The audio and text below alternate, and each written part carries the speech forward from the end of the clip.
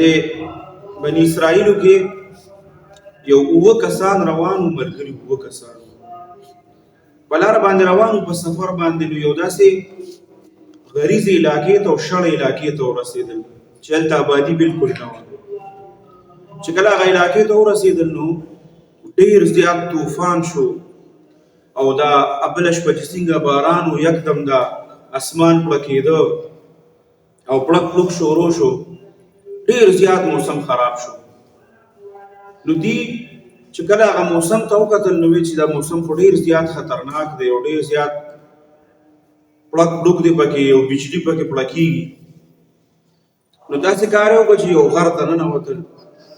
چې غر ته ورغله خواله نو هغې کې څه وکړه، هغې کې یو غار و دننه، هغې کې دننه ننوتل او کېناستل او انتظار یې کوو چې دا باران او طوفان کله ختم شي نو موږ به بیا وځو د دې نه. خو هغه قومونو باندې به اکثر داسې و چې کله به الله به هغې له اکثر داسې براه راست سزا ورکوله. نو هغې په دې انتظار و چې اوس به دا طوفان ختم شي. ډېر وخت پکې تېر شو خو هغه طوفان نه ختمېده. مکه شان بجلي هم پړکېده، باران هم و، طوفان هم بلکل نه ختمېده. بس دې ته پته ولګېده چې دا په مونږ کې یو کس داسې دی یا دوه کسه درې کسه داسې دي چې په هغې کې څه مسله ده الله ترې نه خفه دی او الله وله سزا ورکول غواړي. نو داسې کار به وکړو چې دا طوفان خو نه ختمېږي چې تر څو الله هغه انسانانو له دا کوم چې مونږ سره دي دې کسانو له سزا نه ورکړی.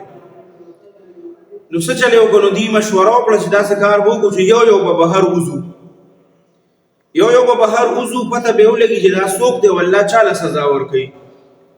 په هغه باندې بجلي را پرېوته د اسمان نه، اوس وځېده، ختم شو، بس الله به ورله سزا ورکړي.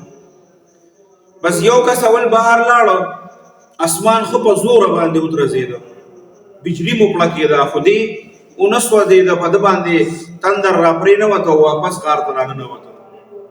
بیا دویم کس ووته، دریم کس ووته، څلور، حتی چې شپږ کسان و، شپږ واړه بهر ووتل او بجلي چې ده نو هغه هک شان اوبه پړکېده، اوبه درځېده اسمان او هغه بجلي چې ده نو ښه تیز اواز به یې وکړه، خو هغه کم کس چې به بهر وتې نو هغه به یې ونه سوځو.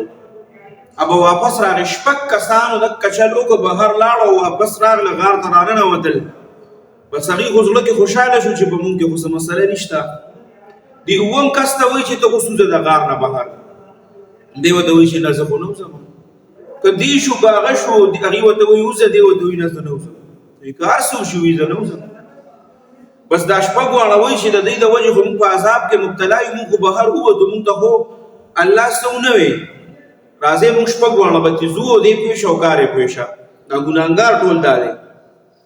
وایي چې څنګه هغه شپږ واړه راووتل که نه د غار نه، بس دې کې هغه طوفان ډېر زیات خطرناک شو، اسمان وپړکېده، بجلي پکې جوړه شوه او هغه تندر چې دی په هغه شپږو واړو باندې را پرېوته او په هکه ځای کې هغه ټول چې ګمونو به ځای مړه شو. د هغه شپږو واړو سوچ دا و چې دا مسله په دې یو کې ده، خو هغې دې طرف ته سوچ نه کوو چې کیدی شي د دې یو د وجې نه مونږ بچ یو. هغه شپږ واړه د دې یو د وجې نه بچ یو، خو هغه خو الله ته پته وه، بل چا ته پته نه وه، الله ته پته وه. نو هغه بیا په غار کې پاتې شو، د هغې نه بعد طوفان ختم شو، بس هغه په خپله مخه باندې لاړه، خو مسله په دې شپږو کسانو کې وه. مونږ بعض اوقات یو انسان ته مخامخ وګورو، زمونږ په زړه کې د هغه سپکاوی راشي او د هغه د شکل نه مونږ په زړه کې د هغه په باره کې او په ذهن کې داسې یو خاکه جوړه کړو، حالانکې د هغه الله سره ډېر زیات تعلق وي.